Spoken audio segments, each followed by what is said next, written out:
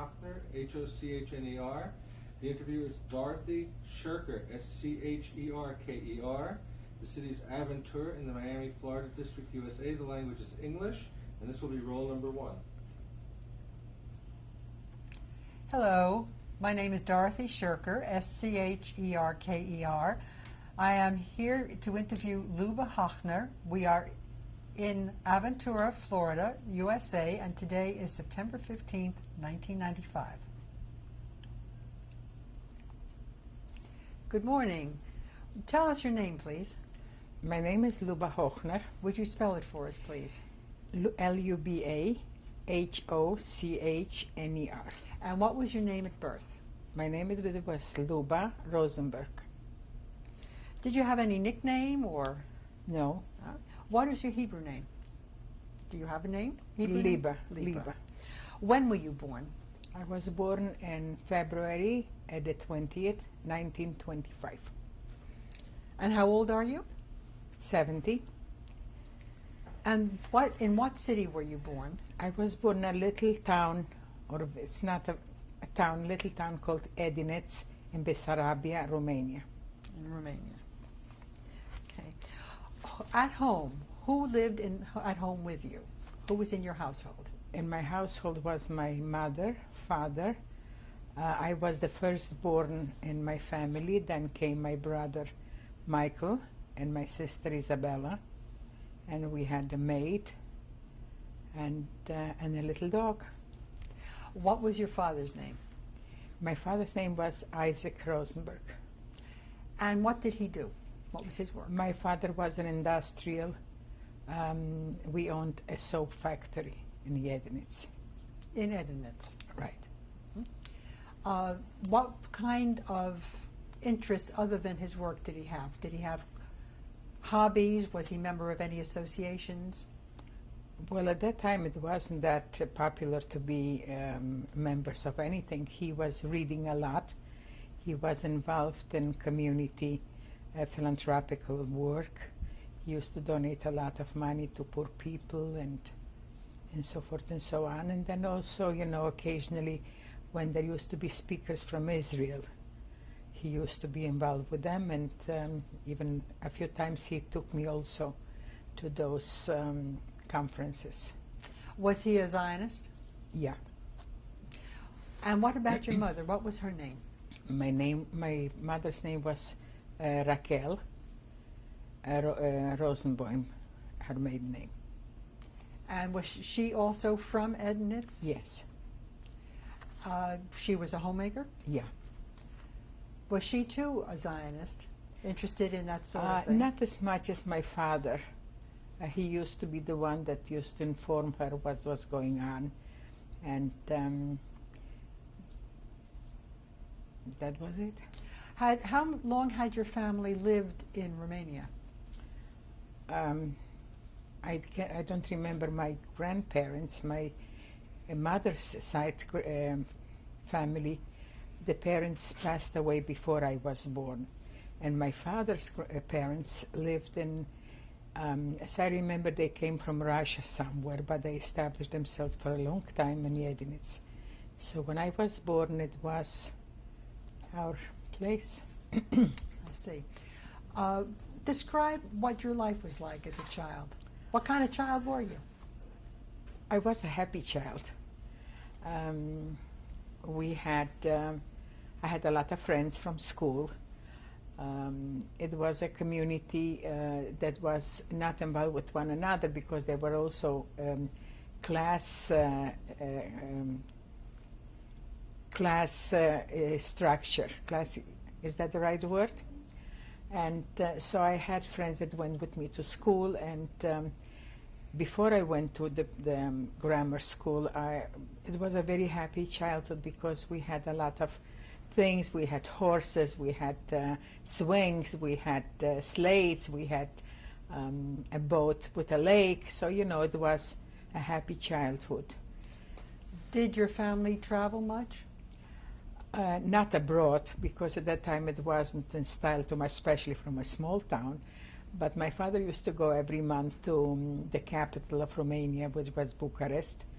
And my mother we used to go in the summer to resort places, and that was the limitation of our travel. Was that in Romania? Yeah. Was your family, describe your family's Jewish connection. Was it an observant family? It was a traditional family. It wasn't a kosher home or anything like it, but it was, the restriction was that you didn't eat ham on the plates. You ate on paper. And they used to go 3 times a year to the synagogue. And that was the all involvement with religion. Was your brother prepared for bar mitzvah? Yeah, well, my brother was prepared during the war, so it was like very, very restricted. He had a private teacher that used to come to the house, to the apartment then, and prepare him for the bar mitzvah. But as an official or a party or something like that, it was not. It was just observed of the date that he was bar mitzvah. What was the attitude of the non-Jewish residents in Edinet towards Jews in general and your family in particular? In our little town, I was not aware of the anti-Semitism that was involved. Maybe there wasn't that much in the open, because I didn't feel it. I was like in the privileged class of the little town, so I didn't feel the anti-Semitism. Probably there was some, but the population was not strictly Romanian. It was more like from Ukraine, because Bessarabia was like a ping pong ball. It was thrown to the people that won the war one time, and so it was thrown from one to another. So we didn't have a strictly Romanian population, so I don't know about the anti-Semitism. And in the grammar school, it was the same amount of Jewish people as non-Jewish people. So I don't remember ever being called Jews in my childhood. Was that a public school, the grammar school? Yeah. It was open to everyone? Yeah, right. And after you graduated from there, what? Where did you go then? After I graduated from the grammar school, we had a high school in the little town. And at that time I didn't think it was a little town, but my father felt that it wasn't up to his level of learn. So I was taken to a aunt that lived in the capital of our province, that was Hotin, Hotin, and I lived with her family for 2 years, and I went there to high school. And then they moved to Czernowitz, which was in Bucovina. It was another province than the one that I was born. And then also I went my father took me to Czernowitz and inquired what was the strictest high school in town. So I was sent to the strict and the best school in town, and I lived with my aunt for another year. And then my brother came along, and he needed a place to stay, not to be so completely cut off of the family life in Edinet. So I moved to a boarding house. That at that time it was like families that needed the money. They had a bigger apartment. They took in students to live with them. So I stayed with them like until the war broke out. Did your brother go there too, or did he live with the aunt? He lived with the aunt.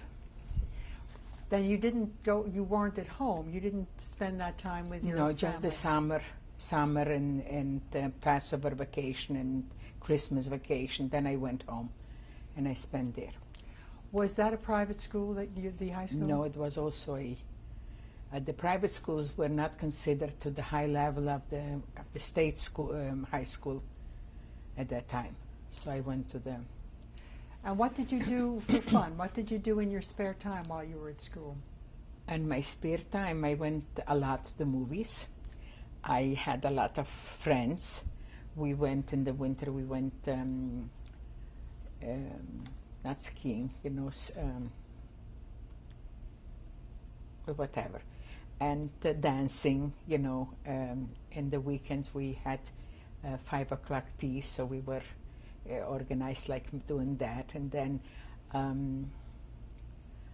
and reading. I read a lot. I was reading a lot. And I had private tutors for French and for German and for Latin and for math. So I was busy with the private tutoring, and that was it. What was the language spoken at home? At home, my father and my mother went to high school in the Russian time when Bessarabia was occupied by the Russians. So their basic, the language they studied and read was Russian. When we were occupied by the Romanian, that was in 1918, my father learned very quickly Romanian. But in the maids that we had home, they spoke Russian and Ukrainian, but he claimed that we are Jews and we should talk Yiddish. And that's why I speak a good Yiddish, and that was our home language. What other languages besides French and German did you learn when you were in Romania? I learned English. During the war I learned English, and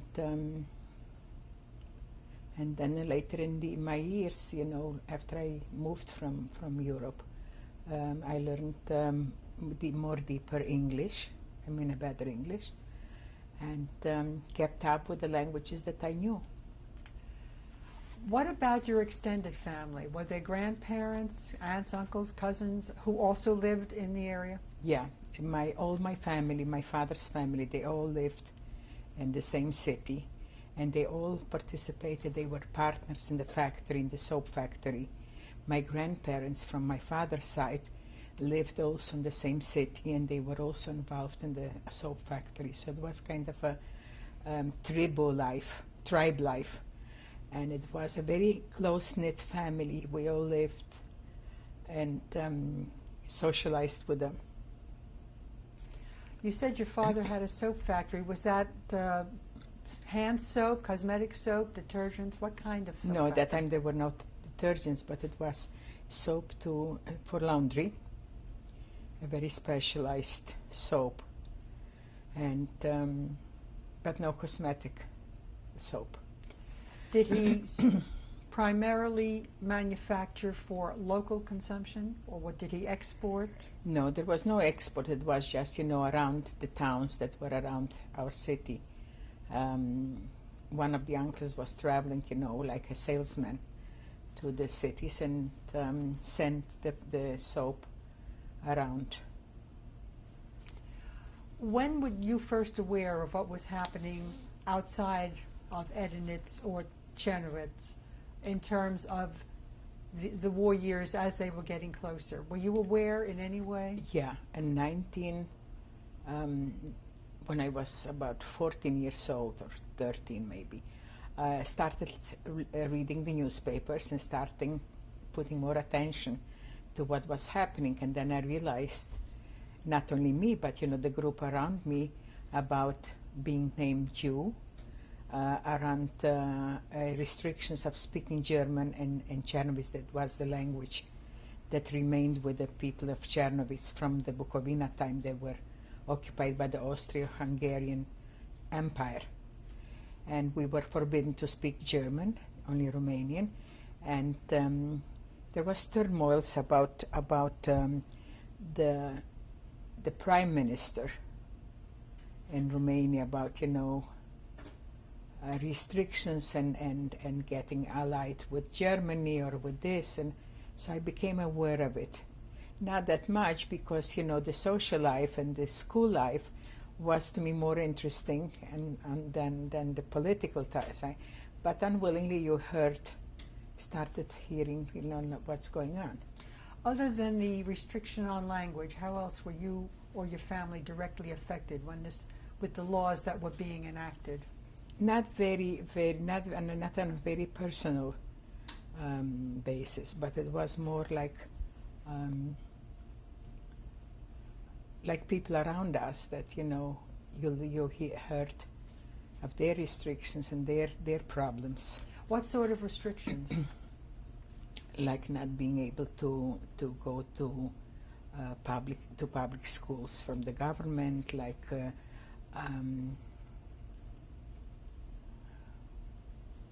I don't quite remember what the restrictions were, but there was talk, not to go in this part of the city or that part of the city because it's dangerous. It might be a demonstration of some kind of political thing. Did you witness any No, during I did. this time? No, not until 1940. I did not.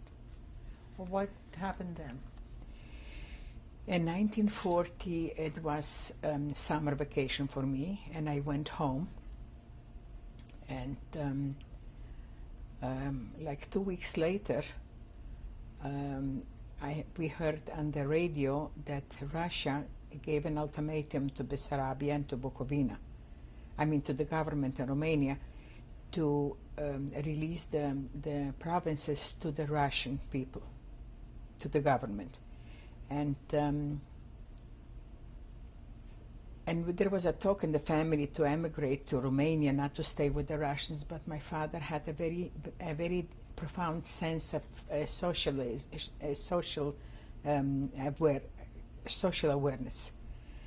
And he said, we're going to be free. We didn't have too much information about how the communists live or what, because there were no releases or whatever the propaganda wanted the outside world to know, and it sounded like a paradise. So my father said, we're going to stay here, even if they'll take away the factory, and even if but they're going to let me work in my factory and also my brothers, and we'll have jobs, and my children will be free to go to the university without restrictions as being a Jew. We're staying in Bessarabia. So we stayed, and in June 22nd of 1940, the Russian army were supposed to take over. And in that time, like that day, the Romanian army retrieved, and then I saw a demonstration of the communists, the hidden communists. They were underground. They came out to the surface, demonstrating and throwing stones to the army, to the Romanian army, and insulting them. And there were a lot of young people that was doing that. And even, like in order to retaliate, the Romanian army, they asked my father, because we were, like the more noticeable people in town, they were taking my father away on a tank to the border. And it was terribly tragic. And I thought I'll never see my father again. And in that moment, the Russian tanks stepped in. And of course, the screams of the people, of the communist people, the young people that were in an underground party or an organization, they started to hail them, to say, long live the Russians and this. And my father was free. Then was the first time that I really saw a demonstration against the Romanian army and the Romanian government, and it was very scary. And they relieved my father. They freed him from the tanks, and it was a big party for us that he was again with us.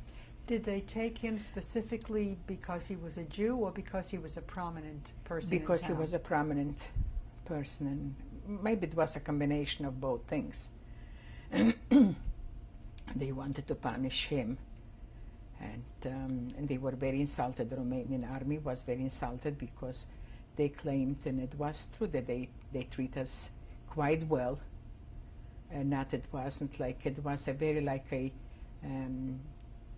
the anti-Semitism in our part of province was like a theatrical thing, it was I am, I'm not, I'm this, I'm that. And so we lived pretty well compared to other countries. Like Poland was very, very hurt by the anti-Semitism. And then we were occupied by the Russians. That was in 1940? Right. How did your lives change at that point?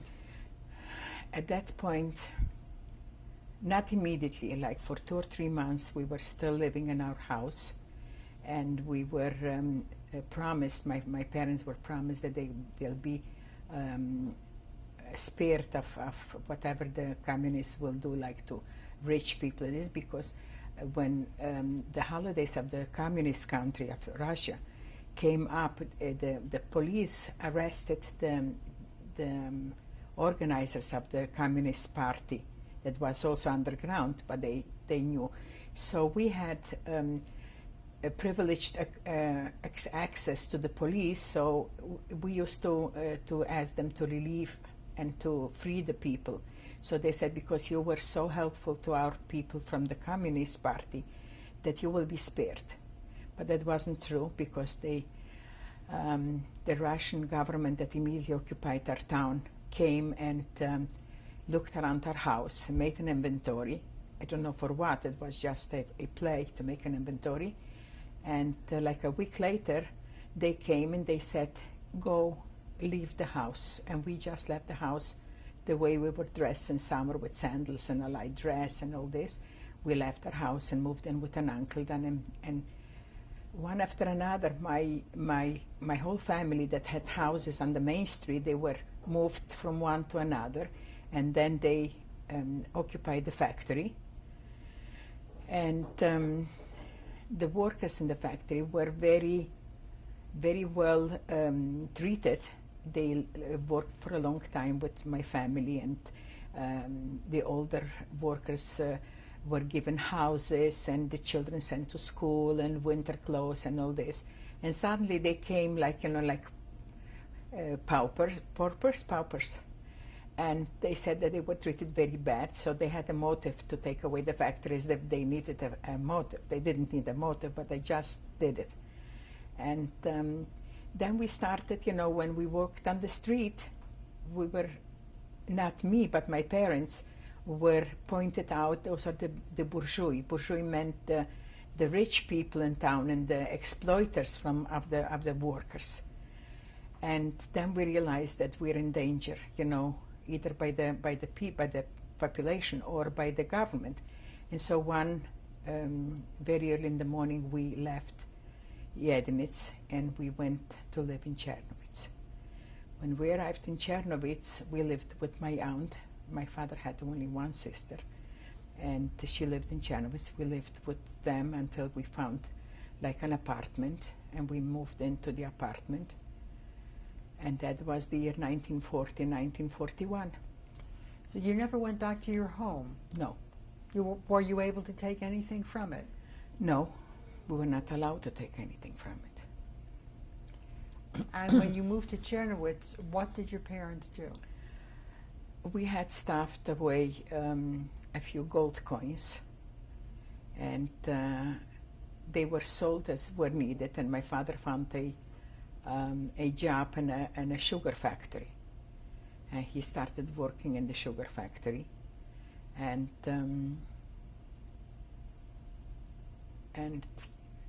we just survived. I mean, and then, we had to go to school there.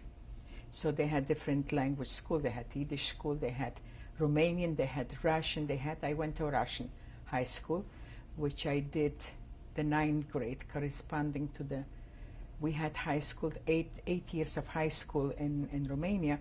That was equivalent to the 7th grade, 7th level of Romanian school. And then the war broke out in 1941.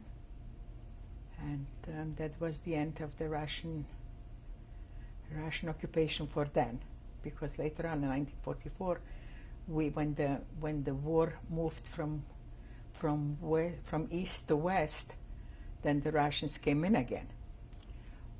But tell us about your life in Czernowitz. All of you, your parents. Yeah. Tell us who lived with you then.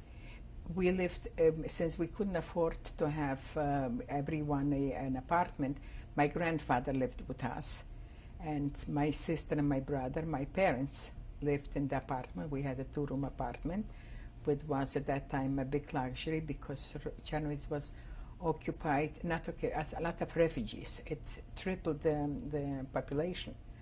And so we lived there, and I went to school, and my mother just tried to get food to cook, And but us as young people, young children, you know, we had a ball because everything was free and everything was dancing and going, walking on the streets and all that.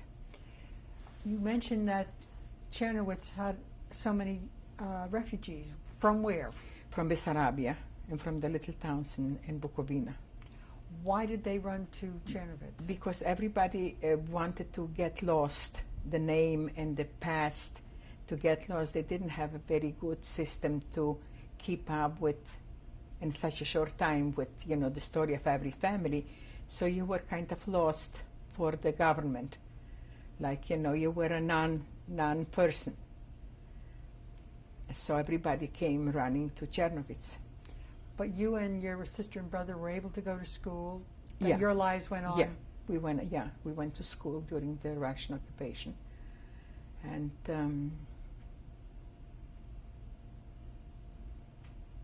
that was it. Did most of your friends also end up in Czernowitz? People you had grown up with in Edinet? Not all of them, a few of them. And the rest, you know, just went to concentration camps. A lot perished.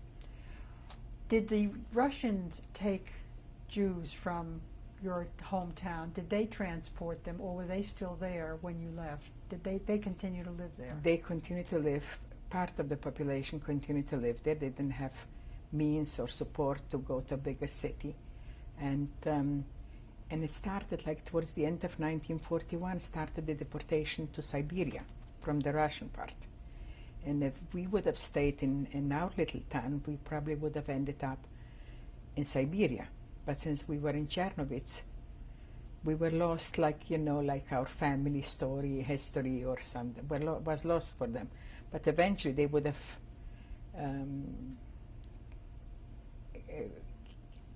found out where everybody is, because they made they started making a count of the population, but which they didn't finish when the war started out. Were you and your family considered Romanian citizens? Yeah. You had legal citizenship? Yeah, yeah.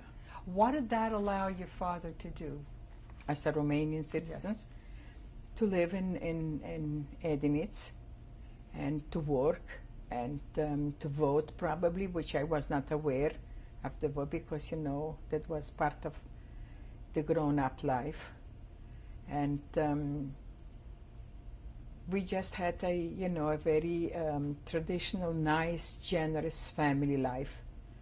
And that was, you know, part, it was like self-understood that that we had a nice life and we didn't have any worries as children. As the grown-ups had problems, or I wasn't aware of it, because you know, we had a nice home and a nice life.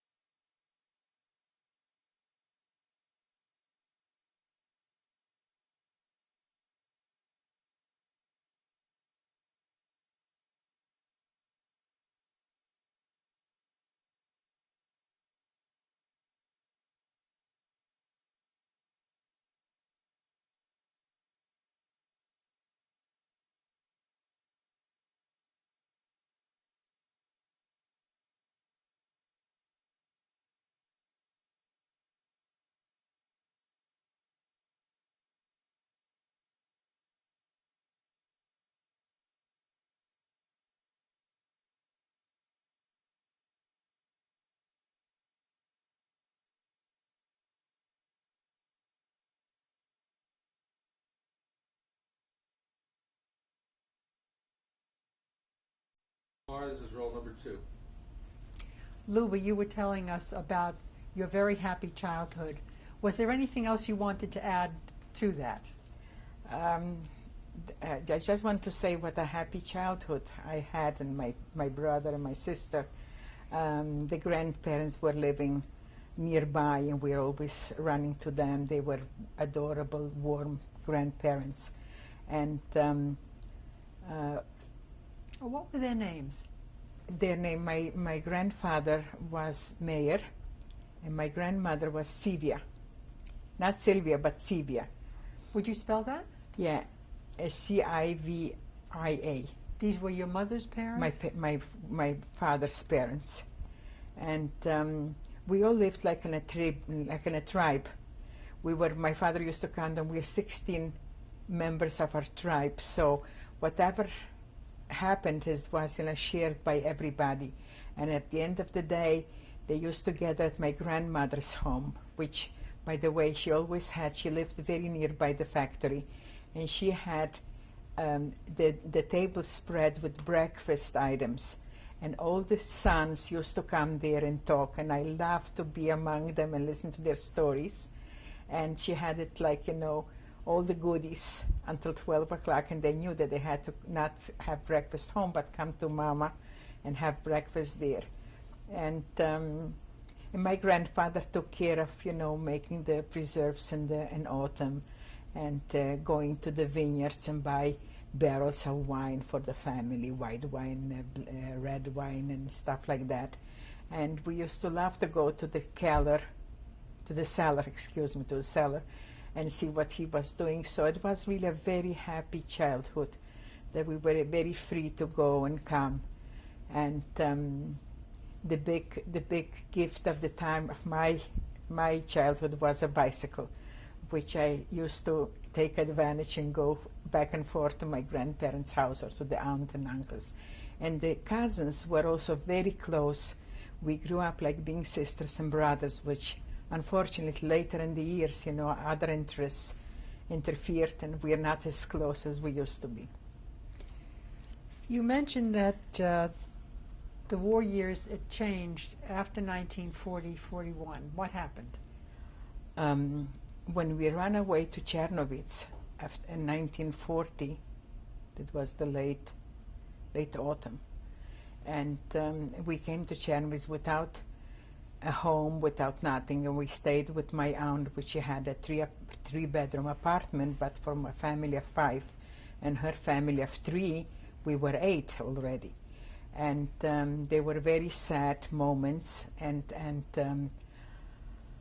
very depressing times, because and of course I used to run out of the apartment, not to be, to see the sadness and all this, until we found an apartment for ourselves, and then we moved to the apartment, which was a very nice part of the city of Czernowitz. It was across from the public park, so there was a lot of openness and nature.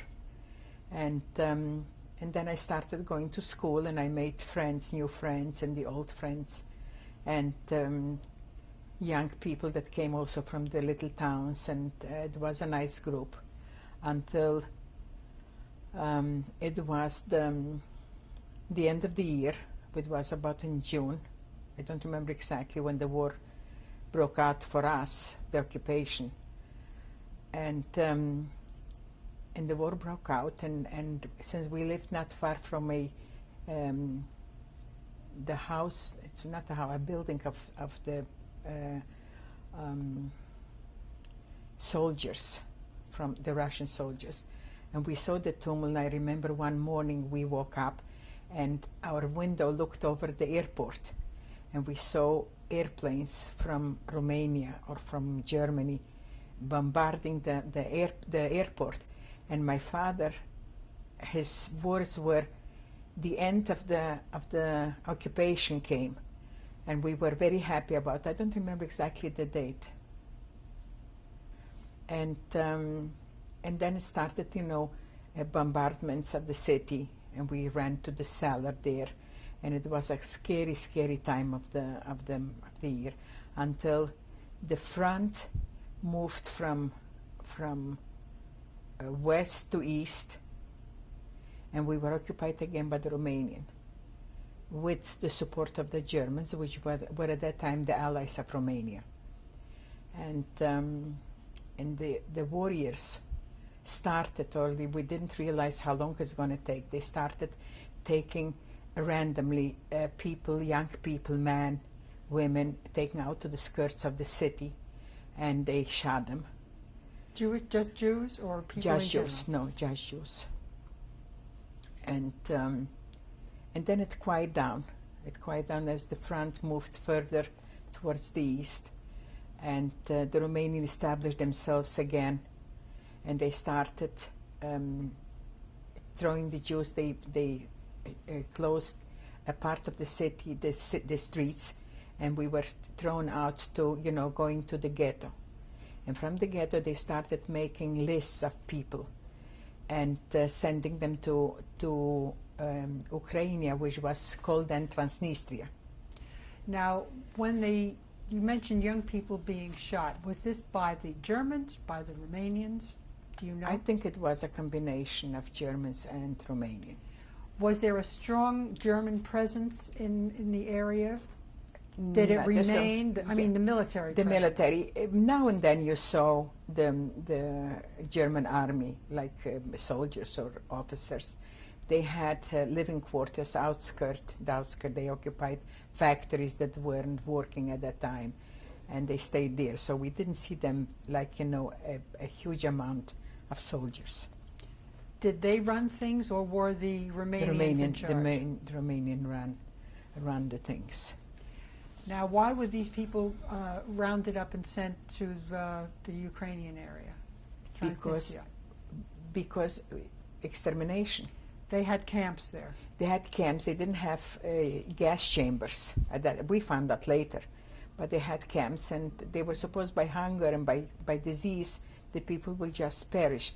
And also, the Russian people retrieved from those provinces, which were Russian. It was the Dniester, the river that separated Bessarabia from Russia, and it was called Transnistria, the provinces. And the Russian left their towns, and they needed people like to work the camps and to work, to clean the cities. And that's why they sent them, and then they had camps where they sent them further, and they were exterminated there. You mentioned they formed a ghetto. Exactly what did they do? They gave orders. There were pieces of paper, placards, what do you call them? Because the radio, first of all, the radios were taken by the Russian. Nobody was allowed to have a radio when the Russian occupation was there. We were just loudspeakers on the streets, so that's how we knew about news. And with those loudspeakers, when the Romanian occupied, they said every Jew that lives above that street has to take their belongings and come to the ghetto. And we were like a herd, throwing in and lived like in subhuman conditions.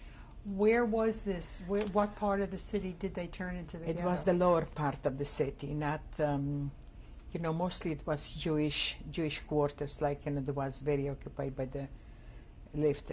Jewish people lived there.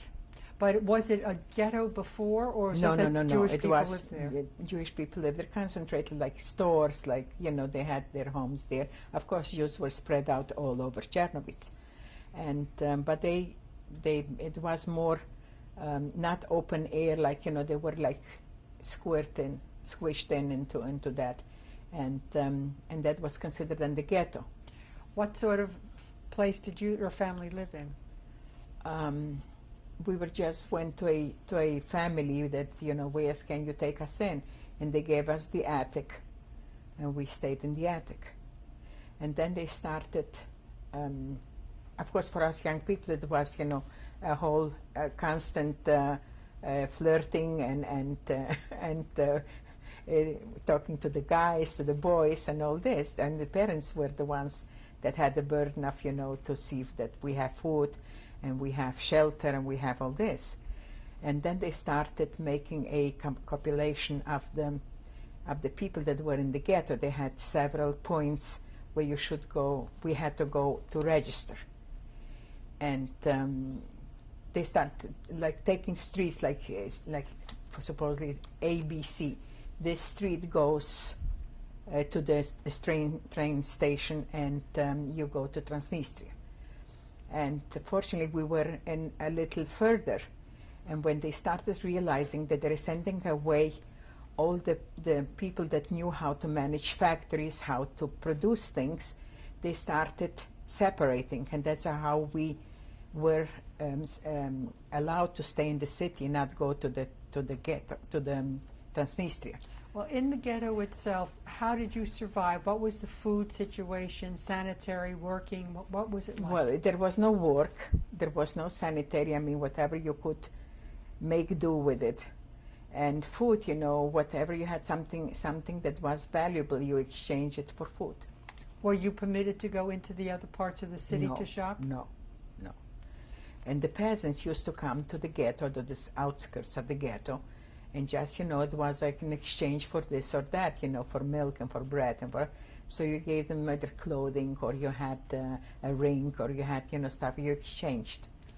Were you fenced in? Was a fence put around the area? No, it was not fenced. It was just soldiers were standing all around and watching. People should not run out, but there were still people that ran out. I mean, I don't know of too many. There were people that went into hiding. But not too many that you know Not of. that too many, because we didn't have any information what is expected to be expected over that river. Had you, before this, heard of what was happening with the German advances and about people being transported? No. You had no information? No information whatsoever. Although there were a lot, like before 1940, there were a few Polish Jews that came from Poland and told what's going on. But personally, I didn't know. Only later on did we start hearing that, you know, what's going on, but we didn't believe it. We did not believe it. How long did you have to stay in the ghetto? It was like a month or 6 weeks. But the family was together? We were together, and then we were allowed to go to our apartments or houses, whatever lived in there. So how did that happen? How were you given that permission? Because when my father went to get registered, you know, and he showed that he knows how to produce soap, and there were a lot of soap factories in Czernowitz, around Czernowitz, and he demonstrated and had witnesses that he was a industrialist that had a soap factory. Then we a permit to stay in Czernowitz, and we were allowed also the names of the children and the wife to be on that list. So we were allowed to go back to our apartment. And what happened to the rest of your family? Did they have They said the same thing. You know, they had permits. The whole family survived, and then my grandparents that were with us also were allowed to stay with us because they were older people and they were allowed to stay. What happened to the other people who remained in the ghetto?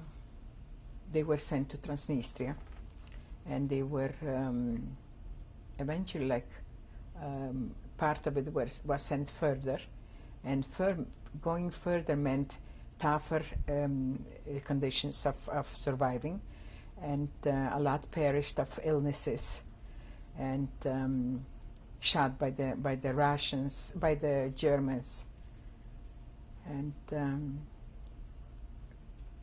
a few people returned from there. Was the ghetto organized in any way? Did the Jews in the ghetto set up committees and try to control anything? Nothing. Nothing? Nothing. No.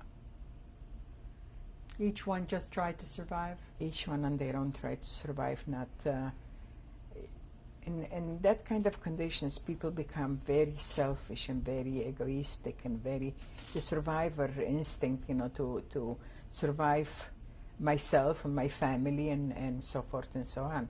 So there were not, like, eventually, you know, people came, gathered. The men very seldom gathered and heard some news, so they came home and told, you know, I heard this and this. There were only rumors, because there was a newspaper. We didn't have access to the newspaper at that time, and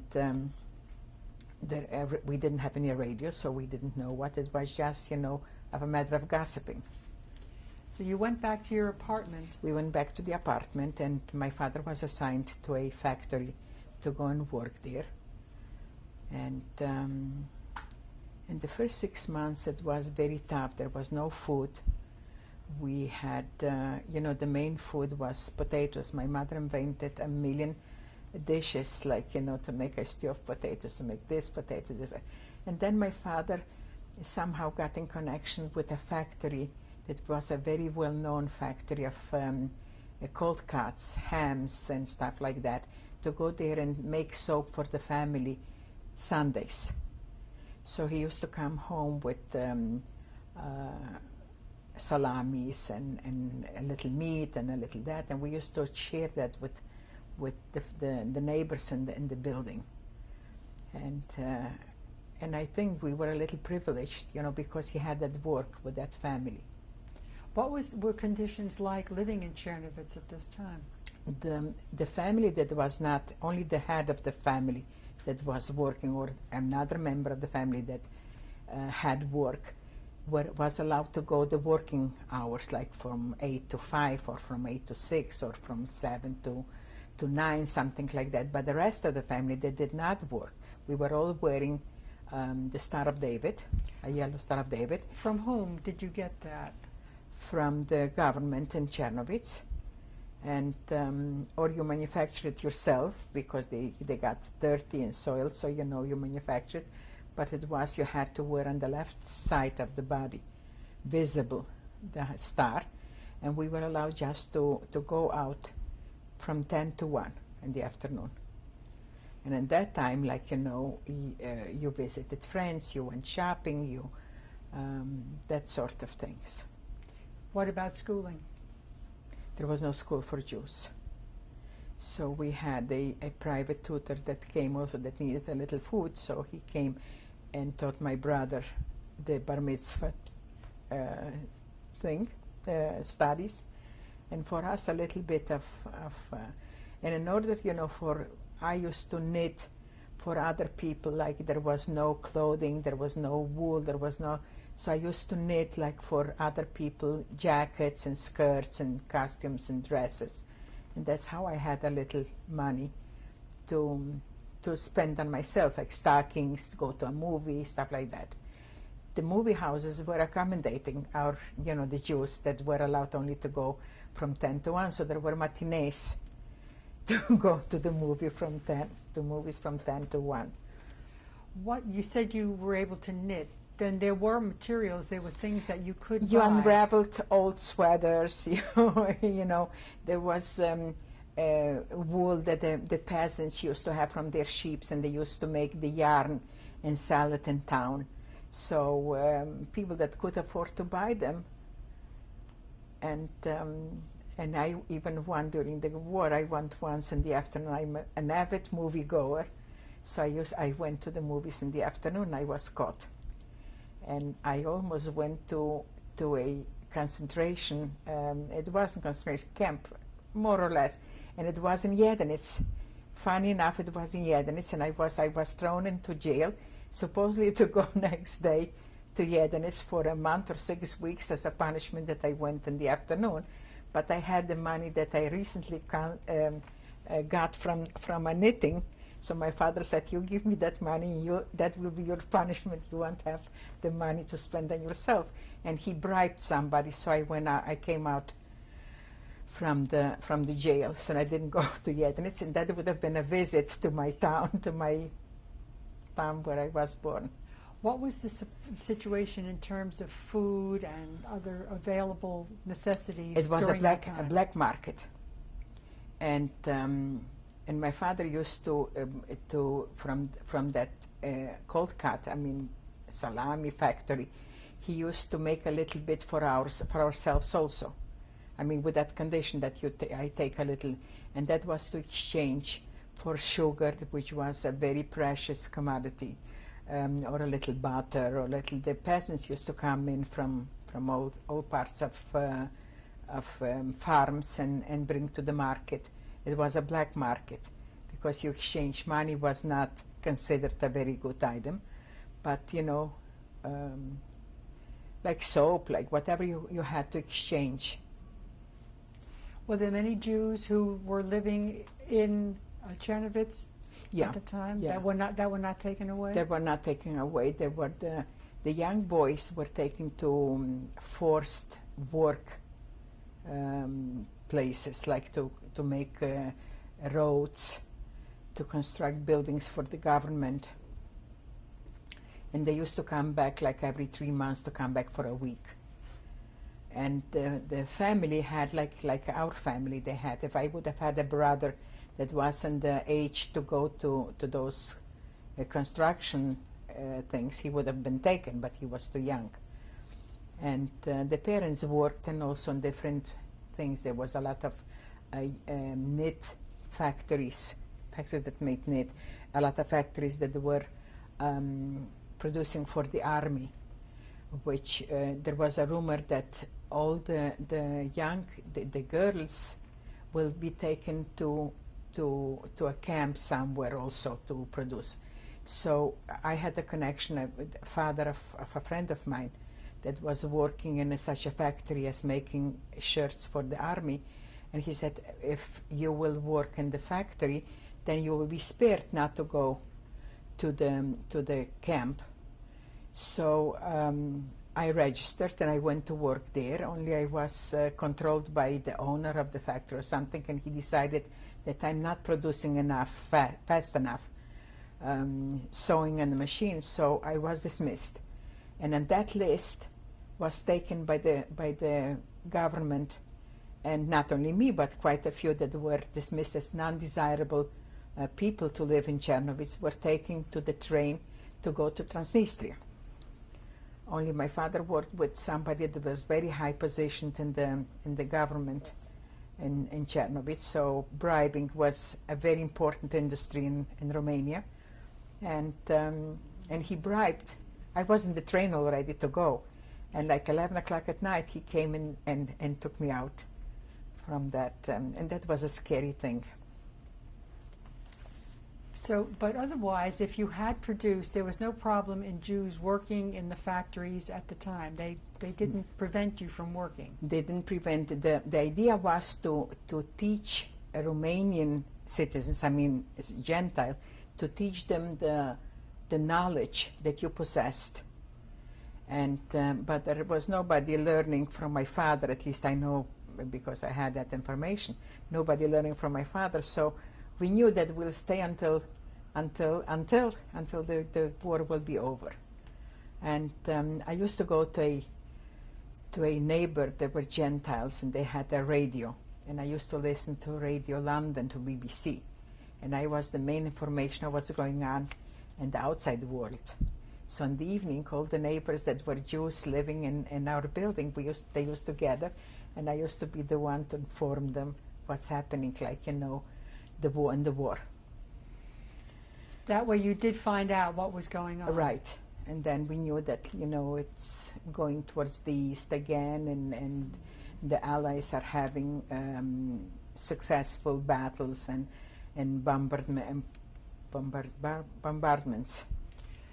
In that news, did you ever get any information about the camps that were being No. set up and No. the destruction? No, nothing. At that point, you had no information. No information.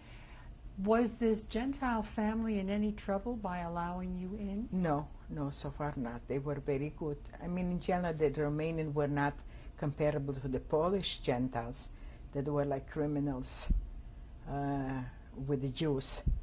But I mean, by killing them and by denouncing them if there's somebody, but we had, you know, friends that were really very helpful if they had a little food, you know, to spare, to give us, and so they were very nice.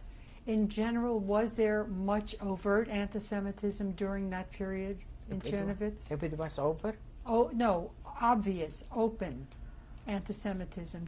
Were you exposed Yeah, sure. to that? We knew to keep our place. We knew that, you know, you cannot do certain things, and you cannot this, and like what? What sort of things you can't do? Like staying in a line, you know, to get in somewhere, you know, you were pushed away because, you know, go to the end of the line, or and the public transportation. They were, when you saw a Gentile, you immediately stood up and gave the place to that, stuff like that. But you were permitted on public transport. Yeah. As long as we kept from 10 to 1, and we were supposed, we had documents to show that where we belonged, like who works in the family, where do you live, and you could demonstrate that you were one of they were allowed to stay in the city. So you always had to have your documents with you. After you were taken from the train and saved from going, yeah, what happened then? What was your life like after that? It was mostly the same. Did you work anymore? No, just home, knitting. And there was not too much work for unqualified. I mean, I don't know what I could have done. I wasn't qualified for anything. How long did this continue? Until 1944, when the Russians again occupied Czernowitz and were pushing, the war was coming to an end. And they were, advancing very rapidly towards the west. And so we were occupied again by the Russians in 1944. And they immediately established schools to give possibility to the young people to finish whatever they, or to start or to go to school, not to have them on the streets. And I made a very intensive course to finish high school, and I immediately registered in the university to go in the fall to the university, only since I was the first one on the list, on the girls' list, and there was a boy that was the first one on the boys' list. They came to the university and they took us away to go on our own free will to the mines, to charcoal mines, to the coal mines in Donbass, which was not true, because I didn't volunteer to go to the to the coal mines. And we were taken to the office where there was the government, like the officers and things, like the Russians already. And I was supposed, to sign papers that I'm going free will, I'm going to Russia. And I stayed there, and I had an uncle that was very good with bribing. Although by the Russians, we didn't know if you can bribe. So he went there, and he bribed the head of the office, and I was ran away home at 11 o'clock at night.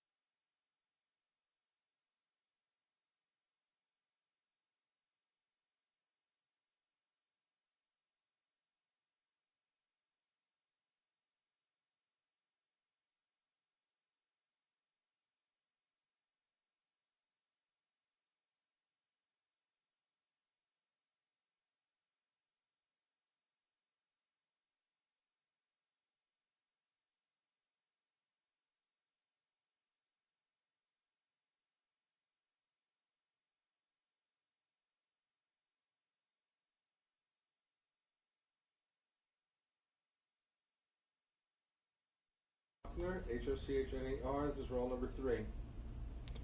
You were telling us how you were not volunteering for the coal mines and how you were able to get out. Your uncle bribed the head of that office, and I was released.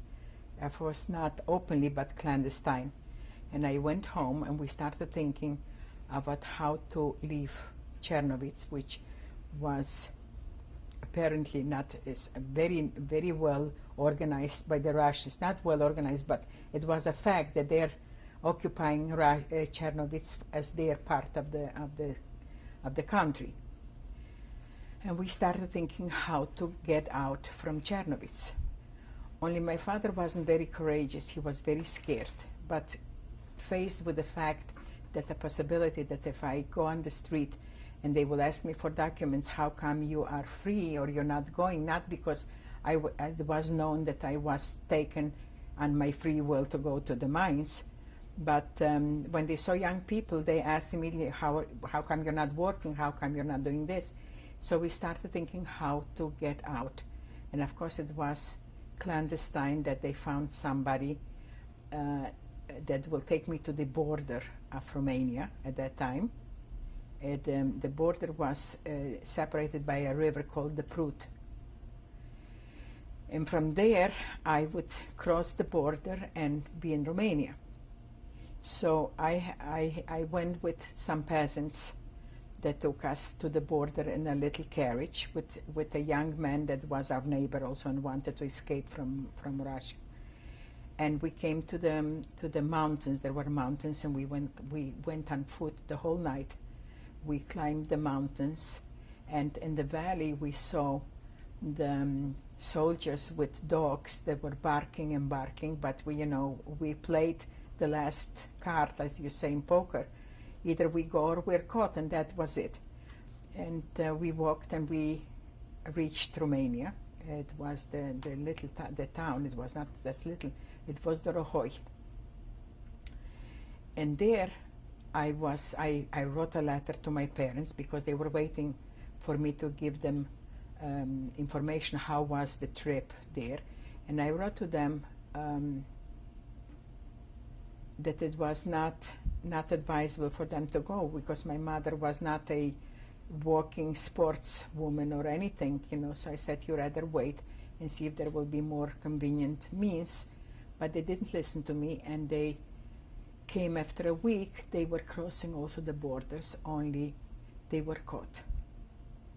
And they were caught by Russians, and they released my mother and my brother and my sister, but they took my father away back to Czernowitz, where the rest of the family was still living, all the uncles and the aunts and the cousins.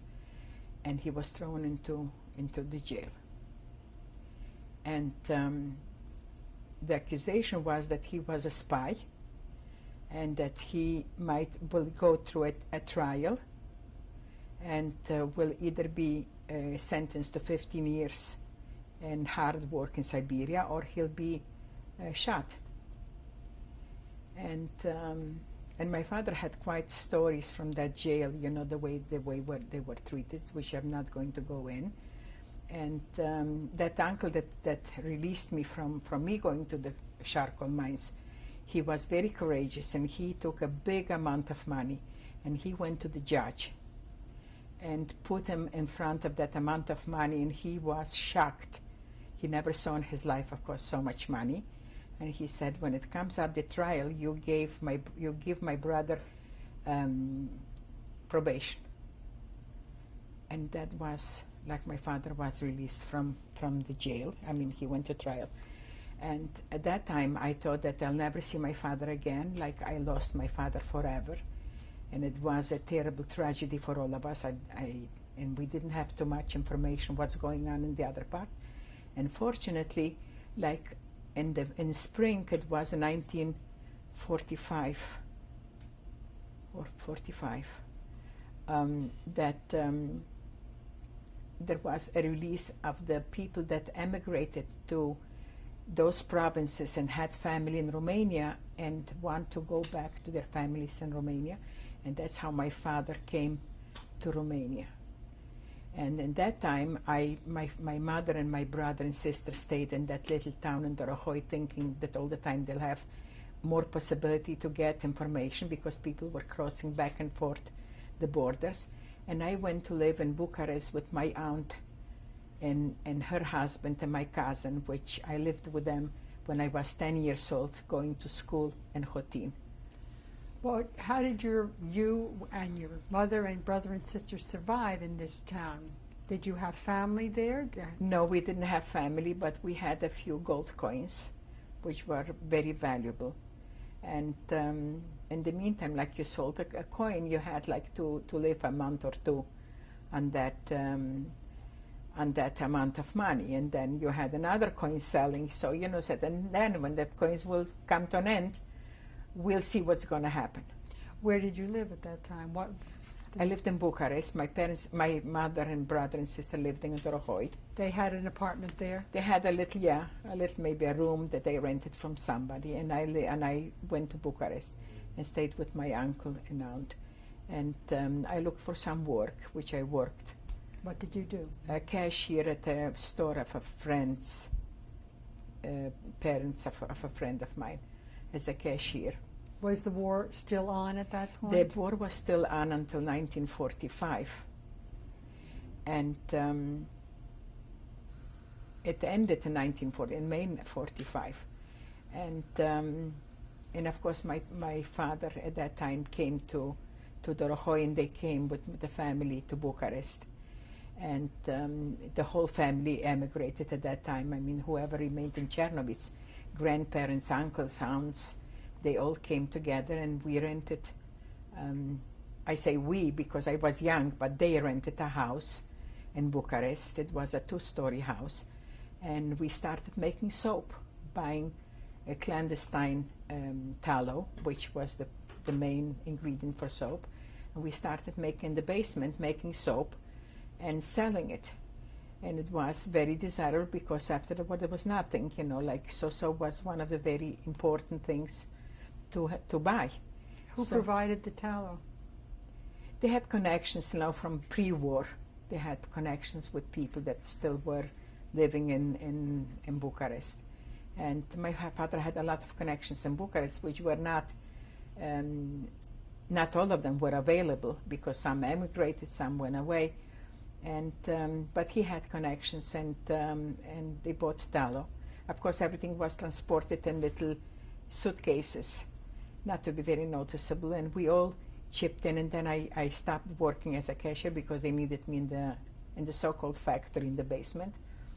And people, acquaintances, they knew everything was hush hush, because they shouldn't know about because it was forbidden. So friends that looked also for a way to make their living came and bought soap from us. So we had a red of salespeople that came, and that's the way everybody lived in that house. It was a 2-story house. Everybody had one room. Only we had 2 rooms because we were 5 people, since we were very socialized and like a tribe. So we lived in 2 rooms because. So, and it was, and everybody was, surviving and thinking how we will emigrate from there. What was the life like for Jews in Bucharest at that time? Were there many left? In Romania, yeah. In Bucharest, yeah. Bucharest, they hadn't been touched by this? Some were. Like very noticeable, the communists that were, couldn't run away. A lot of people that were communists in Romania came running. You asked previous, how come the Czernowitz was so full of such a big population? People came back to make a better living with the communists, with the Russians. They came back from Romania, and were they sorry that they did it? And so there was a big population of also immigrants that came from all over, came to Bucharest, to the big city. They hadn't been sent by the Germans in transport? No. They stayed in their homes.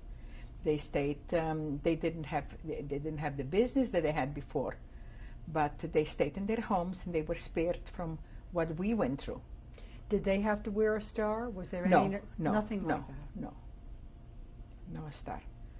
And we were looking of means to leave Romania, and there was a connection. I mean, of course, Jews gathered in certain streets, and there were, you bought gold coins nor dollars, to stash away, because it was a terrible inflation with Romanian money. And so there were informations like, how do you get out? You were able to buy visas, and you were not able to buy visas, but we wanted to go to Palestine at that time. So my father put up a deposit of $500 to be taken to Palestine.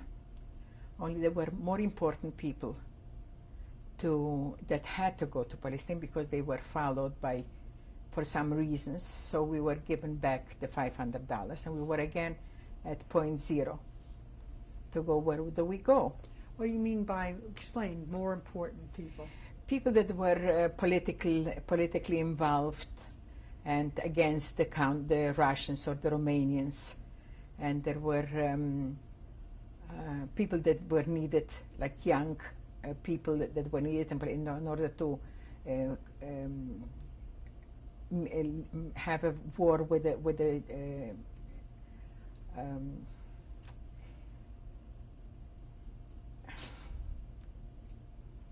England, the English occupation in Palestine at that time. And they were needed to be instructed as an army, like the Irgun, like all those organizations. And so we were again, like waiting for it. And then we remembered that we have an uncle that lives in South America, in Colombia, that went away in 1928. He was young, he was like 19 years old, and he didn't like to live in that little city. He was very handsome and very advanced for his age and environment, and he wanted to see the big world. So my father told him, here you have money for tickets, and you go and search and research the big world, and if you find something better than here, you write us and we'll come after you, because we'll also emigrate. Only that was only talk, because my father was very well established and he loved the way we lived and all this, but he went. Then we remember that he lives in Colombia, and we started searching for him to see if he will send visas.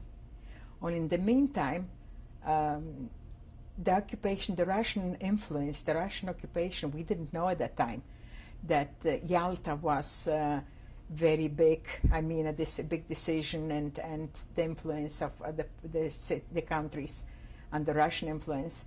I happened to be at a nightclub, and there was a table with Russian soldiers, and there was a table with American soldiers, and the singer was singing American songs. The Russians stood up and said, "You're not allowed. You should not do that, because you are under Russian occupation and influence." And when I went home, I said, "That's what I heard, and we should really go away from Romania." So we started thinking, the uncle, but we knew it's going to be a long process. Especially as young people, my brother and I, we were not given permit to leave Romania. My sister, that was a lot younger, and my parents, maybe they would have gotten a passport and a overseas visa. So my brother and I were adopted by Polish people that were repatriated to Poland. And we became Polish citizens. And that's the way we left Romania, with the idea that we'll stop in Czechoslovakia, that had a big office of the joint and the hero from the UNRWA. I pronounce it and the way it was pronounced then, and that we'll be able to get visas for my parents faster than my uncle would send them, and we will be out of Romania. Who were these Polish people? They were Jews that came during the war, or before the war, to Romania, and they had properties in Romania. They were Jews, and they had property. They didn't have any children. They had property in Poland, and they want to go back to Moja Rodina. That means my path. That's sad that they consider still their homeland. And they speak Polish among them, the Jewish people, which I'm very sad that they're doing that.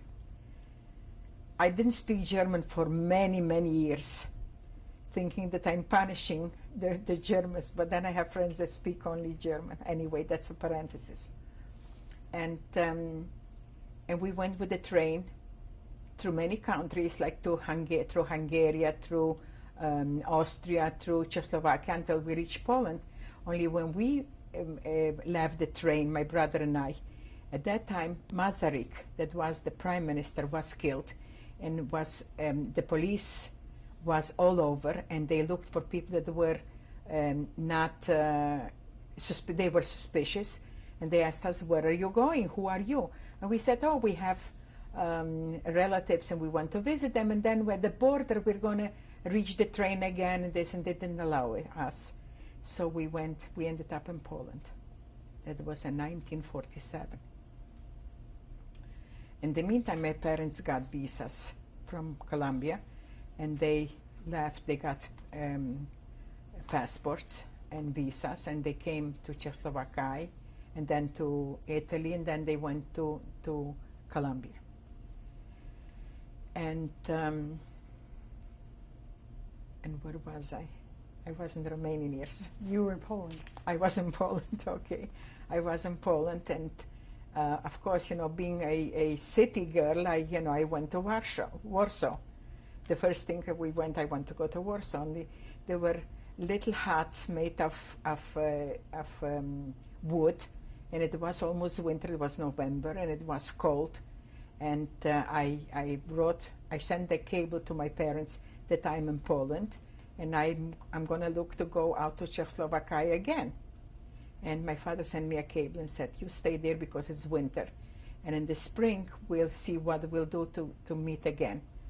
So from Poland, from Warsaw, they advised us to go to the cities, to the provinces that were freed from the Germans, that belonged again to Poland. So we went to Katowice. No, we went to Breslau. And it was, we got an apartment, my brother and I, an apartment that was fully furnished with everything. They left just as we left our homes in Romania, back in Edinet.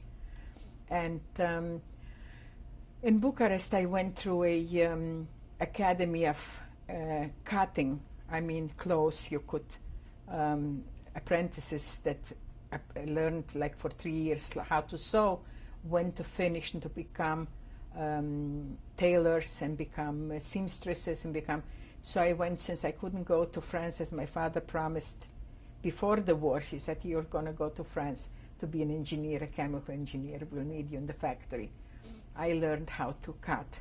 And I met a Romanian woman, a Jewish woman that knew how to sew, and we set up a shop, and we were called the Romanian seamstresses.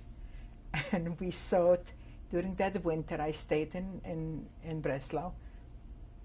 It was called differently in Poland. In Polish, I don't remember Breslau. Anyway, and we sewed. I made a living. The $200 that my father gave us, my brother and I. My brother went to a soap factory. He worked in the soap factory, and I made my living with. And the $200 that my father gave us in order to be able to survive, we sent it back. I sent it back with my brother, which he went to meet them in the spring in Prague. In the meantime, I met my ex-husband in Poland, and I got married. So my brother waited until the day after the marriage, and he left me with my new husband. Was your husband a survivor? Yeah. What had he been in the camps? He was hidden with a family of peasants underground, under the stable, with their cows and horses, and then he survived there. He lost all his family. But funny enough, he didn't tell me too many things about, he just told me about his surviving. And his family was taken away from the ghetto in Lvov. And they were killed to the gas chambers. And he was the sole survivor. And then I don't want to stay in Poland. We should emigrate. And we emigrated. We went also clandestine to Prague with an organization that took on Jews and organized their going away, because the Polish people didn't give you permit to leave Poland, even being Jews. And we went to Prague, and we stayed there a few months, and then we were sent a visa from Colombia to go there. So we went first to Paris and lived there for 6 months, and then we went to Brussels, and we had the visa, and we emigrated with a ship that was sponsored by the heir, the organization of the UNRWA. And because the joint didn't take on anymore, they had a lot of immigrants, but we were helped, and they were very nice, help us out with the ticket and with the providing us living expenses in Paris and in Prague. The IRO was the International Rescue Organization Right. of the United Nations. Right. And so when did you get to Colombia? in 1948. And you were married what year? I was married in 47. Excuse me, no. We went to Colombia in 1949, and I was married in 1948. And your entire family emigrated? Was already. My parents were in Colombia already, and the rest of the family was there. And of course, they set up a little shop making soap. And they started growing, and they became one of the big industries in Colombia of soap, manufacturing soap. What city in Colombia was in this? Bogota. And my ex-husband his family was in the wood, like they had deposits of wood, they used to rent woods and cut down the trees and that. But in Colombia that didn't work, because if you had to go to the Amazons or you had to go to it was very underdeveloped. So he learned from my father how to make soap, and we went to live in Medellin, which was, at that time I had to say, where is Medellin? It's the second industrial city in Colombia. But now Medellin is very well known all over the world. So we lived in Medellin, and I lived there for 19 years. And your children were born there? Were born in Colombia, and then we started thinking about, I'm a wanderer, I guess, until I found my place in the United States. And I want to leave Colombia, I don't want to stay in Colombia, and it's done. And I even I send my children out to study somewhere else in order for them to see that there is another world beside Colombia. Because Colombia was a very easy country for women especially to live, with maids and servants and chauffeurs and gardeners and all this. And I showed them there's another world. So, I had allies to live, yeah. What did you do in Colombia? I was a homemaker. A homemaker. When were your children born, and what were their names? My children were born, they laugh at me. I have to sit and think. I came pregnant already to Colombia, and my daughter was born in 1949. What is her name? Clara. And my son was born in 1953. His name is Elias. And my younger daughter was born in 1959. And her name? Tanya. Where did you send your children to school? I sent my son to Bogota. That was the first step, and my daughter went to Switzerland. And we traveled a lot to show them, and we went to Israel, and I registered him in a school there. Only then he turned away. He said, I'm going to miss too much home. But he went for a few lessons in Israel, and I showed him, like what's there. And did your younger daughter leave too to go to school, or was she too young? No, she was young. She was too young. And we used to come vacationing to Miami, and we said, we'll go via Miami, we'll go to live in Israel, to emigrate to Israel. I felt very guilty with my friends that lived in Israel. They had a hard life. They were all, still now, they're still employees, or they're retired already.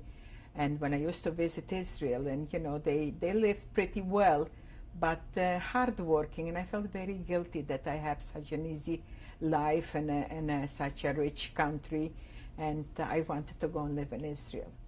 And but somehow it didn't work out. What about your children?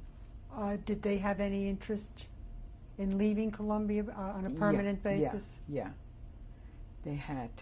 Well, the younger one, Tanya, was too young. I took her. And Clara went to Switzerland for 3 years, and then she went to Paris for a year. And she wanted to leave. And my son, that started, he went to a Jewish school, which I was very involved in Medellin with working, you know, raising money and this. And I wanted him to go to a better school. So when we came to Miami, and he visited the Hebrew Academy at that time, and we all decided we want to go and live somewhere else. You said you were active in raising money. Tell us about the schools, what you did. You said you just stayed home. What else No, did you I do? didn't stay home.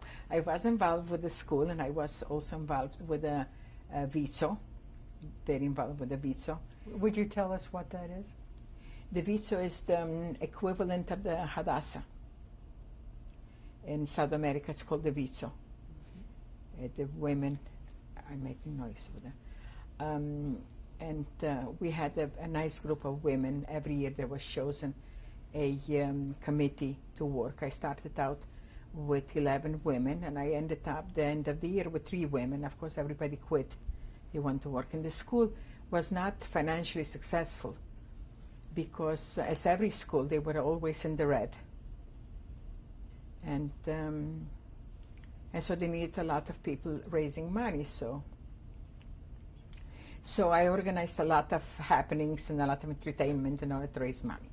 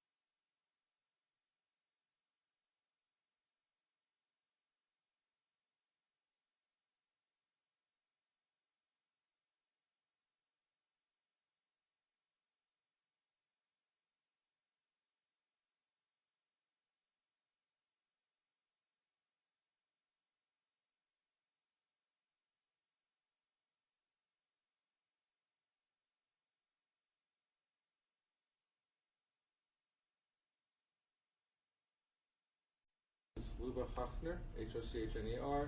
This is roll number 4. You were telling us about your life in Colombia and the schools.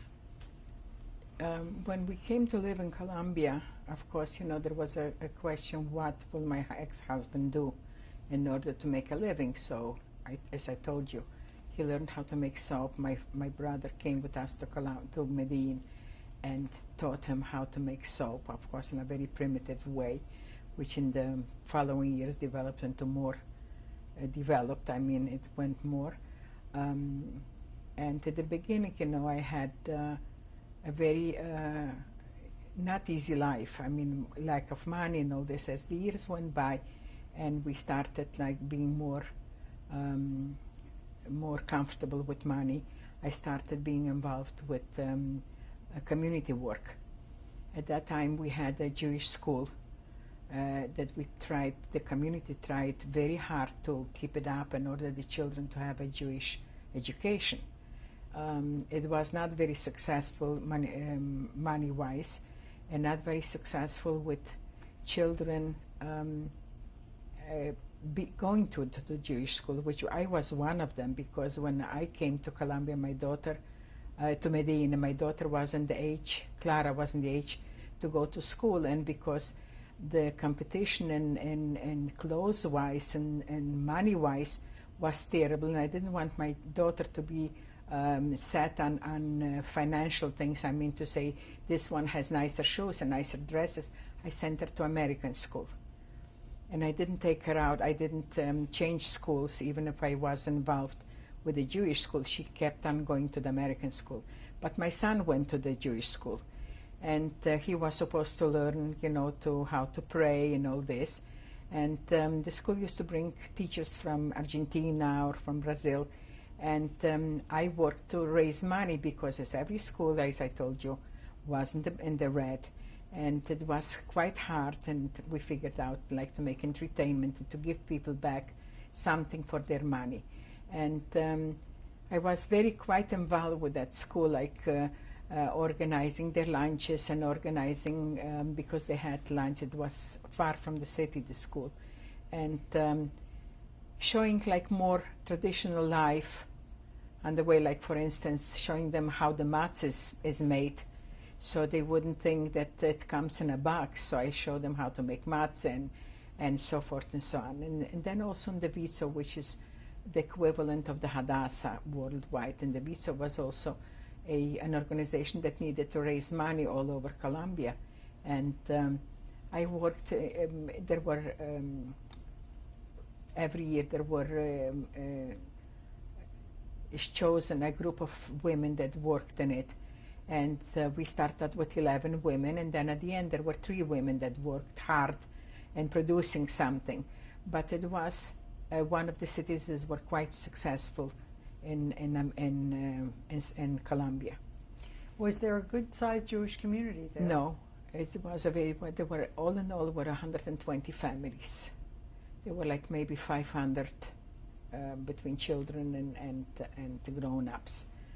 But they were, people were successful in their business. It's not 100%, but let's say 80% of the people were successful in their businesses, and they made money. And but we kept very much apart from the Gentile population, because it was a protection against being rejected, because you didn't want to be rejected, so you didn't mix in with the Gentile population. And we were, you know, scolded not once, but many times, like, how come you keep so much apart? And the Colombians were not, they were not so terribly aware of being a Jew or dealing with Jews. They had names for the Jews, like Yankee, like Polish, something like that, but not deep into it, which in the next years developed quite in anti-Semitism. Not on the surface, but, you know, it was, oh, you're a Yankee, you're a gringo, you're a Polish. And then, you know, we decided that the moment will come when we'll have the money invested in the United States, and the interest will produce enough for us to live comfortably.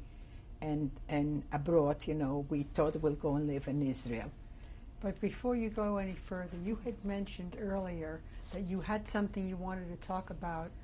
You had told me about what was happening in Prague at the time that you were in transit before you went to Poland. Yeah. You would like to bring. I would like to bring now. that back.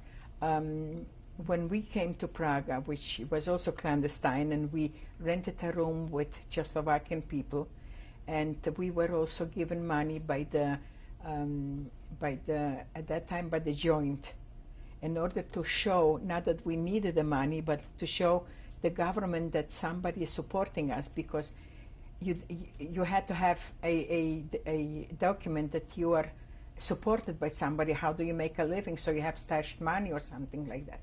We rented a room, and we stayed and waited to get a visa to go abroad. And my brother was with us. Although he left before me from Poland, he was still in Prague. And so we had a family of 3 that we have to think. And also, in order to survive, you had to make some, not to use up the money that we had saved. In Poland was a lot of money, but coming to Prague, it was not too much. And my brother, I told, he had the $200 that my father gave us. And so he started dealing with gold coins. And he was denounced. He lived also with a family in a room, and he was denounced that he has gold coins, and he was arrested.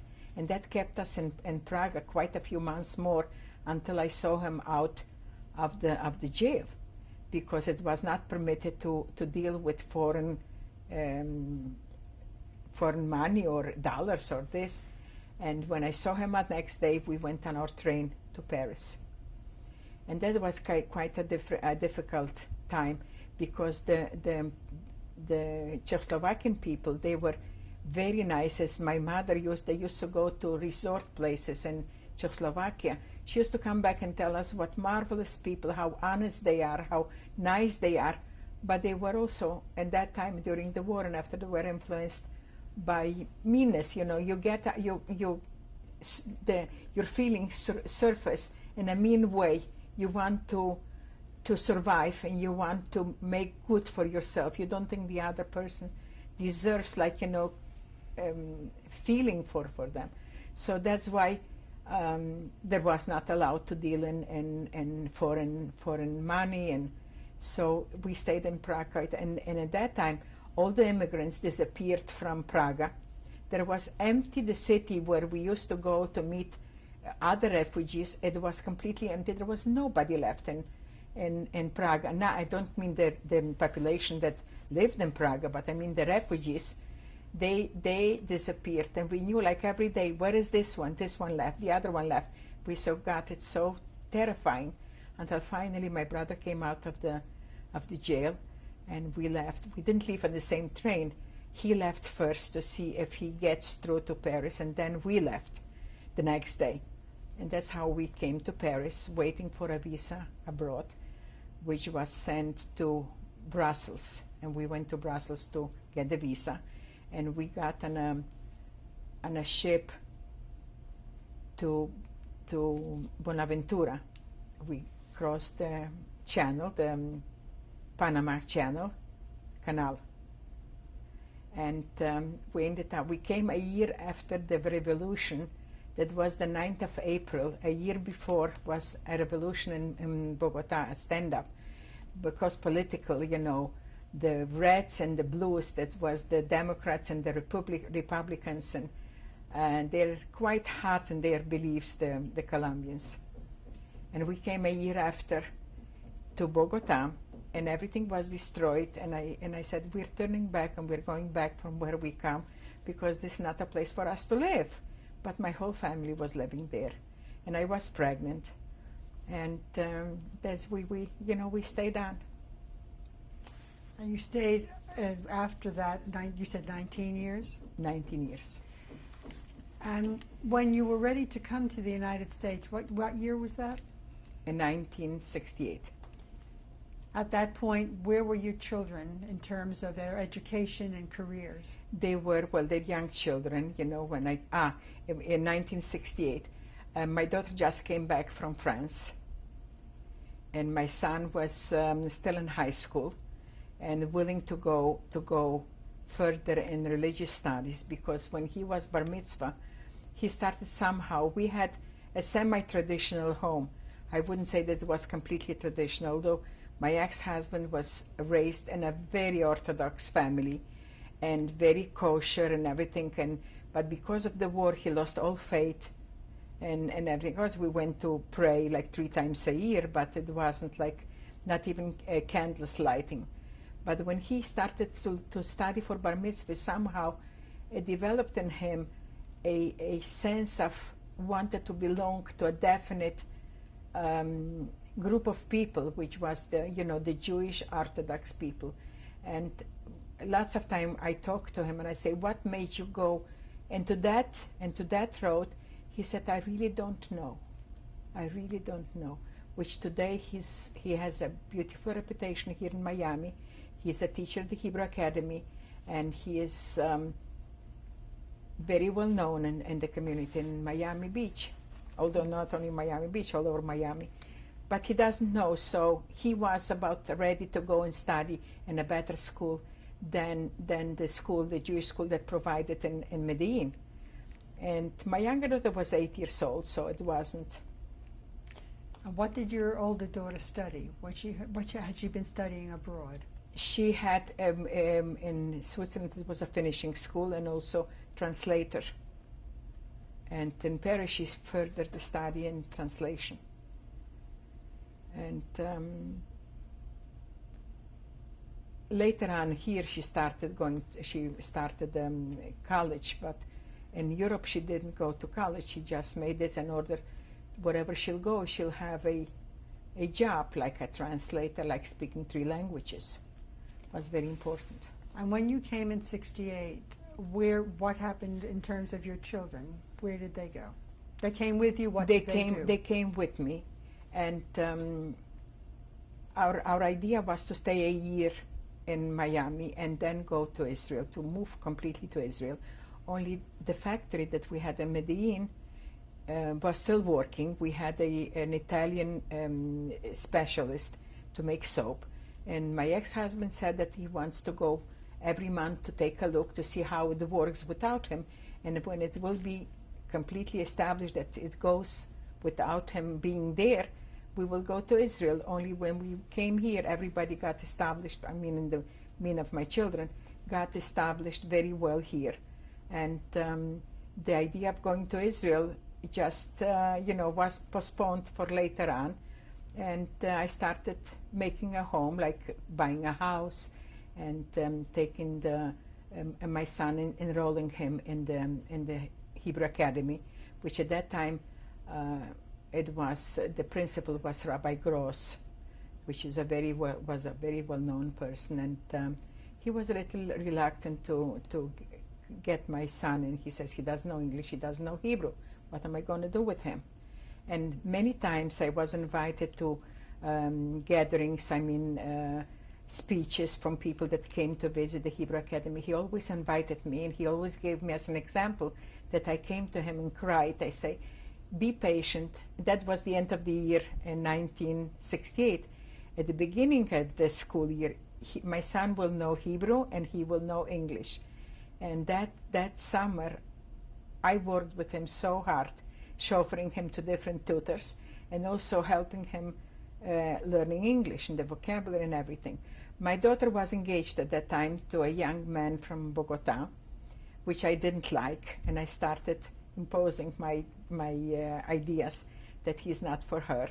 So she had to make the equivalent of high school in the United States in order to go to college. So she did that, and Tanya, my younger daughter, went also to the Hebrew school, but she was also in American school in Medellin, so she knew English. She didn't know Hebrew, but she knew English. But then she was young, and the idea was that she will learn Hebrew in the Hebrew Academy. And at that time I started having problems with my ex-husband. It was not because we moved here that I got freer, because in Colombia the idea of divorce was like the Catholics, who gets divorced, you don't get the divorce. But it wasn't because of that. It just starting having personal problems with him. And then I decided, either I survive as a human being or I get a divorce. So I got divorced. And I stayed here with the idea also that at that time my son finished high school, and he finished actually a year before. He didn't make the 12th year because he was a very good student, and he was spared to have the 12th year. He was graduated from high school at 11, and he asked me, that year belongs to me, the 12th year. Can I go to Israel to learn how to become a good Jew? And I said, by all means, you go to Israel, but that was meant only for a year, because since he was a little boy, his main toys were construction toys. He wanted to be an engineer, an architect. As a matter of fact, an architect. And I said, go, and then you come back and you'll register and you'll go to school and become an architect. Only he went to Israel, and they grabbed him there, and they didn't let him go, and he stayed 3 more years in a yeshiva in Israel. And in the meantime, my daughter broke up the engagement with that young man from Bogota, and she went to Miami University. And then she met a young man, a Jewish American boy, and she got engaged to him, and but didn't marry quite immediately. She broke up with him too because I didn't like him again, and she went to Boston to university. And what does she do? My daughter, Mm-hmm. she's a very successful export in fashion business. And your son is a teacher at As the a teacher at Hebrew academy. Academy. And your youngest daughter? My younger daughter got married very early because I never thought that she'll get married at 19. I thought maybe if I'll be lucky at 25 she'll get married, but she married at 19 and started a family, and was okay. She was a homemaker, raising a little child, and then she had the second child. She has 2 children. And then she decided that she wants to do something with her life. And then she started, I'm not teaching now, but I used to teach cooking school. And I started, as a matter of fact, I started in Colombia when we needed so desperately money for the visa. I started with classes and cooking, asking all the ladies in the community, let's say you have a specialty making, let's say, bread. So you give a class once a week, you give a class in bread. I know how to make, let's say, a cake, I'll teach them. And that way of making money still exists in Colombia. But I was the initiator of that. So I kind of started doing cooking classes. And first I gave them as professional, financially, for other, beneficiaries for other things. Here, like for the Hadassah, for the Hebrew Academy. And then I did it in a steady way, because my daughter, the younger daughter, got married to a young man from Mexico, and they made, it was before time, a very, very like so Williams Sonoma, if you're familiar with that kind of a store. And they built a school for me in the back, and I used to give classes there. And so my daughter started being interested in, cooking and baking. And when the children were a little older, she said, I want to do something with my life. So she went to France to the top pastry maker. And she learned how to be a pastry chef. And she worked for a long time. She worked with the top restaurants here as the pastry chef. Only she started, I don't want to stand on my feet and be in the kitchen all the time. So now she works with my daughter, with my older daughter, which she has a very successful business. She buys in New York and in Atlanta and in Houston, Los Angeles, clothing for different department stores in South America.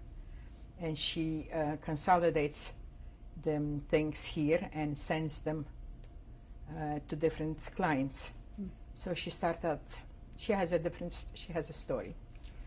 And what about your grandchildren? I have 8 grandchildren, 6 from my son and 2 from Tanya. Clara doesn't have any children. And they're a very happy family, thank God. And the children are growing, and they have 4 daughters and 2 sons. And they're growing. The older one is 16 years old, and the youngest one is 7 years old. And Tanya's children are 13 and 11. And what do you do with your life now? That's a very painful question. I was very active with everything. I still have a lot of friends, but I find now my life a little bit on the idle life, and I became quite lazy, and I'm not doing too much. I'm reading a lot. I watch TV. I meet friends, but I don't think that's enough. But my children calm me down. You did enough in your life. You stay put. You expressed an interest in the Art Deco group. Yeah. What did you do with them? There was a program on Channel 10 quite a few years ago on a Friday, and they all the reporters on Channel 10 were, involved in asking people to donate volunteer hours. So, and it was quite interesting, and I decided at that time that I want to get involved with something in the community. And what appealed to me mostly was the Art Deco organization. At that time it wasn't very well developed, because in the later years, like, the city started appreciating them, respecting them, and giving them more knowledge of, and not being known in the community and all over the world. Not because of me, but because, they had very good people working with them. And at the beginning, I called up, and they said, well, we'll call you with this. And then I heard that a lot of European people, tourists come, and they don't know how to communicate in general with tourism and that. So I went personally, and I talked to the manager, which today is the Commissioner Nancy Liebman. And I said, you don't know what you're missing, not having me as a volunteer. And I started working with them. I organized their archives.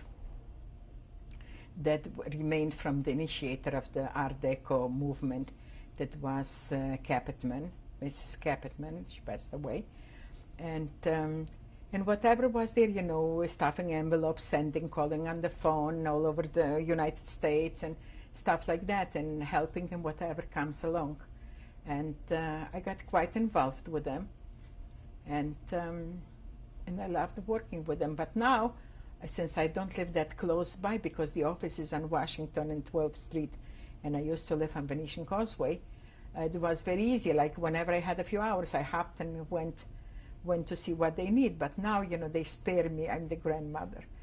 When we'll need you, we'll call you. But, you know, I go and I helped. And I'm very happy that I volunteered, although there are a lot more organizations that would need volunteers. But I offered to be volunteer in the Museum of Fine Arts, which they never called me back. So,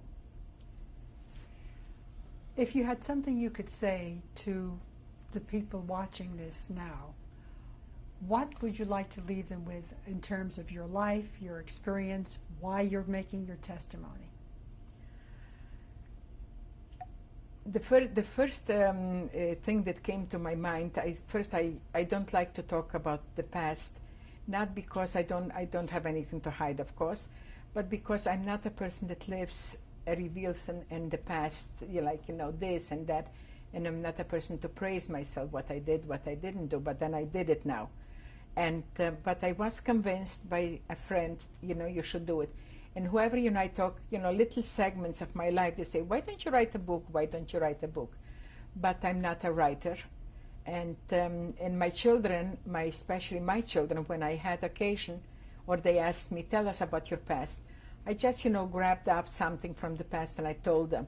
But this is a continuous thing that they will be able to see and know what, of course not with all the details, which, you know, makes a account of one's life with all the details. And that's why I decided to do it, you know. Someday they'll want to know more about my life. Well, thank you very much. You're welcome.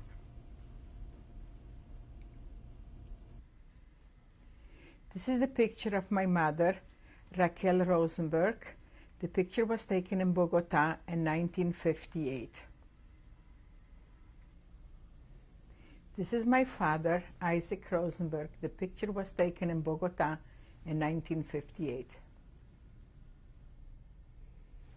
This is a picture of my grandparents, Sylvia Rosenberg and May Rosenberg. In the background, it's me, Luba Hochner, and my brother Michael Rosenberg, taken in Bucharest in 1947.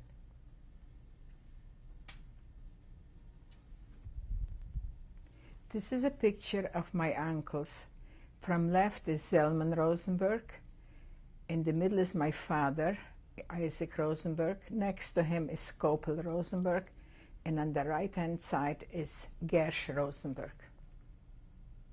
It's taken in Bogota in 1954 or 55, I don't remember. This is my mother, Rachel Rosenberg, taken in Miami in 1970-71. This is a picture of my parents. On the left-hand side is Raquel Rosenberg. In the middle is my father, Isaac Rosenberg. On the right-hand side, it's myself in 1968, and the little girl is my daughter, Clara. It's taken in Bogota in 1954, 55. This is the picture of my son, Elias Hochner, and my future daughter-in-law. This was taken in Miami in 1977.